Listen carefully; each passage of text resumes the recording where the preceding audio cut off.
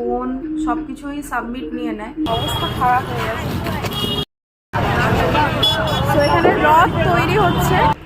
তো হোটেলে তো চলে এসেছি, আর এখন প্ল্যান হচ্ছে মন্দির যাওয়া। এখন রেডি হয়ে নেবো, চান টান করি, মুখ চোখের যা অবস্থা হয়েছে, তবে চাও খাইনি এখনো, ফ্রেশ হয়ে তারপর তোমাদের সাথে শেয়ার করছি।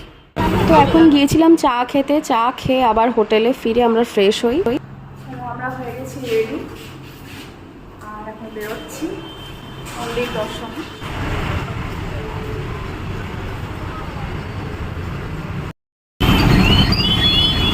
রাস্তায় রয়েছে প্রচণ্ড পরিমাণে ভিড়। আমরা চলে এসেছি জগন্নাথ মন্দিরের কাছে। আমার বরকে একটু দেখিয়ে দিই। যিনি রয়েছেন ফোনে ব্যস্ত। আর ফাইনালি মন্দিরের সামনে চলে এসেছি। তো এখানে রথ তৈরি হচ্ছে।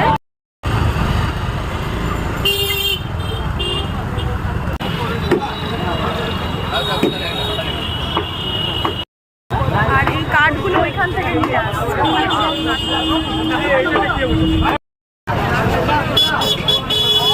সো এখন খাচ্ছি একটু লেবু জল, কারণ প্রচণ্ড গরম ছিল সেদিন। খুব সুন্দর দর্শন করলাম, কিন্তু অবস্থা খারাপ হয়ে গেছে।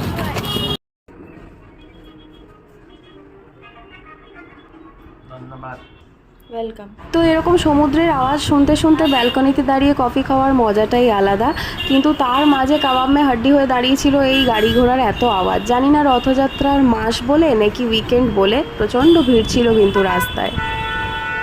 মন্দির গিয়েছিলাম, জগন্নাথ দেবের মন্দির, কিন্তু ওখানে আমাদের ফোন সবকিছুই সাবমিট নিয়ে নেয়। এই কারণে আমরা আর ফার্দার কোনো ব্লগ কিছু করতে পারিনি। আই থিঙ্ক সবাই তোমরা জানো যে ওখানে ফোন অ্যালাউ থাকে না। যাই হোক, আমরা প্রচুর টায়ার্ড হয়ে গিয়েছিলাম, তারপরে আর ব্লগটা কন্টিনিউ করা হয়নি।